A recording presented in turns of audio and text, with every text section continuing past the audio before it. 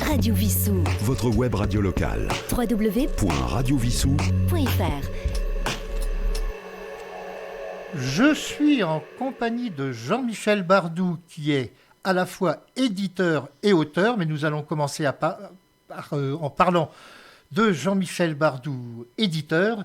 Vous avez une maison d'édition qui est située dans notre région, c'est pour cela que je vous ai invité aujourd'hui. Vous êtes à Saint-Rémy-les-Chevreuses. Tout à fait. Alors, il y a eu une célébrité qui habitait il y a quelque temps, enfin qui est décédé, un humoriste qui habitait à Saint-Rémy-les-Chevreuses, Raymond Devos. Exactement. Vous avez donc créé cette maison d'édition qui s'appelle Lucie Sepp. Tout à fait. Pourquoi ce nom ? Pourquoi ça ? C'est une histoire qui déborde un petit peu de l'édition, puisque... Vous avez d'autres activités. Voilà, Oui. Lucie Sepp signifie d'autres choses, en fait, puisque je fais du conseil en gestion de patrimoine depuis plus de 30 ans, et enfin différentes activités liées au patrimoine. Je m'occupe des jouissances pécuniaires et patrimoniales de mes clients depuis une trentaine d'années, et puis depuis quelques années, j'ai créé l'édition en débordant sur l'exercice des jouissances littéraires. Et pourquoi avoir créé ? Parce qu'il y a tellement de maisons d'édition, pourquoi en créer une de plus ? Est-ce que parce que c'est un choix pour choisir vous-même vos auteurs ou... Il y a un petit peu de ça, et puis je dirais à l'origine, en fait, ça vient du fait que j'ai eu la chance, un tracas de ma vie qui a fait que j'ai eu la chance, en fait, de pouvoir écrire un livre qui était mon rêve depuis toujours, je dirais, que j'ai écrit, que j'ai édité en auto-édition, et je me suis lancé tout de suite à faire des dédicaces toutes les semaines. Moi-même, et puis je suis rentré dans le circuit, j'ai attrapé le virus, et j'ai fait ça pendant des semaines. J'ai vendu plusieurs milliers d'exemplaires de mon livre, qui est devenu une trilogie. Et puis j'ai eu envie, j'ai dit, présenter autre chose, présenter d'autres auteurs, jeunes auteurs comme moi, hein, puisque j'ai eu la chance d'avoir 20 ans, et j'y reste maintenant. J'y reste maintenant je n'en bouge plus, je ne quitte plus la vingtaine d'années. Et donc ouvrir une société d'édition générale. Bien, donc si je vous ai invité aussi, c'est parce que j'ai découvert votre maison d'édition il y a 2 ans à peu près, par un livre que vous m'aviez fait envoyer, qui était un roman d'ailleurs passionnant. Tout à fait. Automédon, les chauffeurs du Cambrésis de Benoît Verels. Parce qu'il faut se rappeler qu'à une époque, les chauffeurs, ce n'étaient pas des gens qui c'est les gens qui chauffaient les pieds des personnes qu'ils voulaient. C'était pas les chauffeurs de voiture. Ils ne s'arrêtaient pas là, ils commençaient juste par là. Oui, c'était la première intimidation, je dirais. Mais vous avez donc plusieurs collections. Alors, il y a une collection qui m'intéresse au premier chef, c'est la collection de livres pour la jeunesse. Et vous avez une série qui s'appelle, de l'auteur qui s'appelle FAMS. Et l'auteur, c'est Leslie Sepp. Leslie Sepp, pardon. Mais FAMS, c'est la famille dans laquelle évolue votre héroïne. Entre autres, il y a Ma petite princesse sucrée. Et cet album, alors là, il a un grand intérêt, parce que c'est pour apprendre un petit peu le diabète aux enfants, parce que malheureusement, il y a des enfants qui naissent avec le diabète. Et ça, c'est vraiment intéressant. C'est un ouvrage en même temps ludique et pédagogique.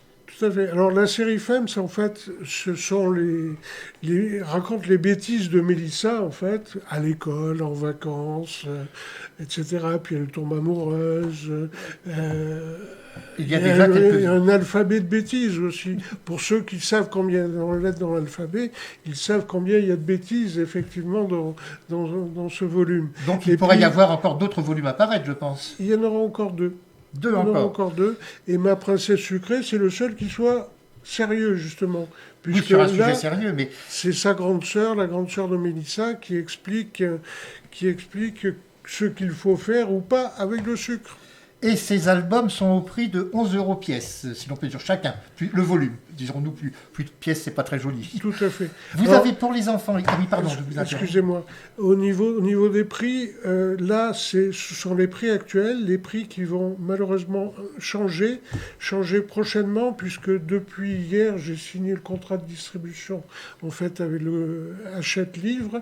Donc, je vais être distribué par Hachette, et ça représente un petit surcoût coup. Bien sûr. Même s'il y a certains prix de livres qui vont baisser, mais globalement, il va y avoir une petite Mais augmentation. le fait que Hachette s'intéresse à vous, ça prouve que vos livres, il y a quand même un grand intérêt. Mais oui, je dirais, depuis, ça fait 1 an et demi, 2 ans que j'ai ouvert à d'autres auteurs ma société d'édition et je suis très heureux de ce développement qui intervient. Bien sûr.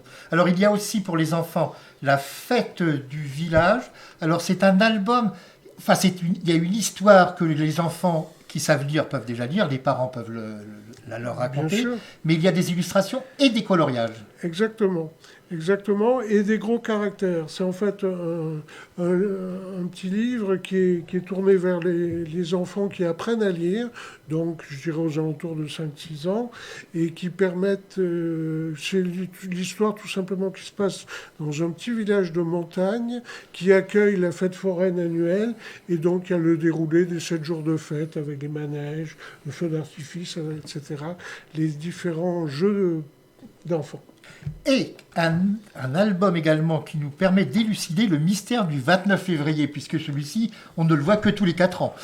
Oui, tout à fait, tout à fait. Et en plus, c'est le 366e enfant de ce papa-là. Ah, il est très prolifique, ce monsieur. Exactement, exactement. Donc vraiment, c'est une histoire avec beaucoup de surprises, et je dirais magnifiquement racontée par Zvika, qui est un conteur professionnel, et que je vous invite à aller voir en vrai, je dirais.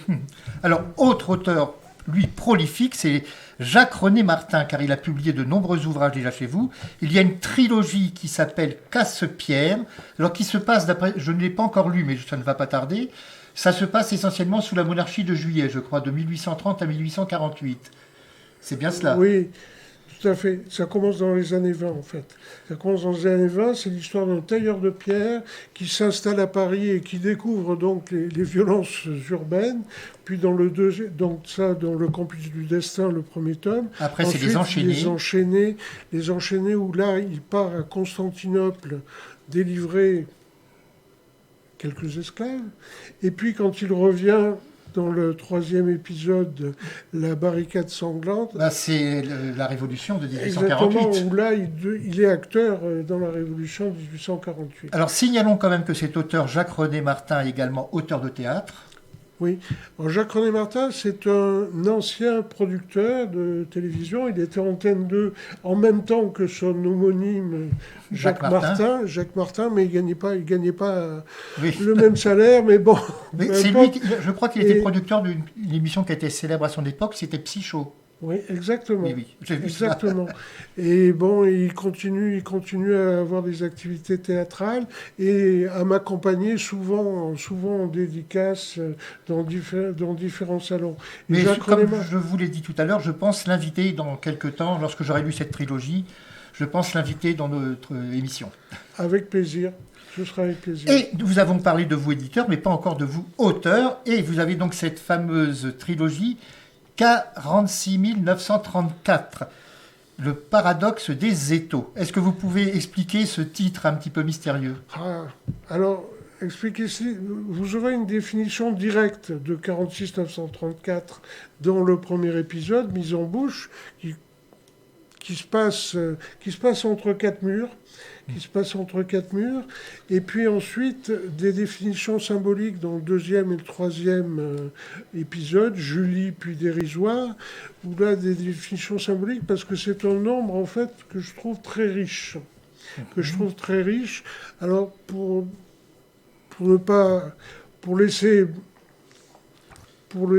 divulguer un petit peu le secret, 46 934, c'est en fait un numéro d'écrou. Parce que, comme je vous disais, le premier tome se passe entre 4 murs. Oui, donc une prison peut-être.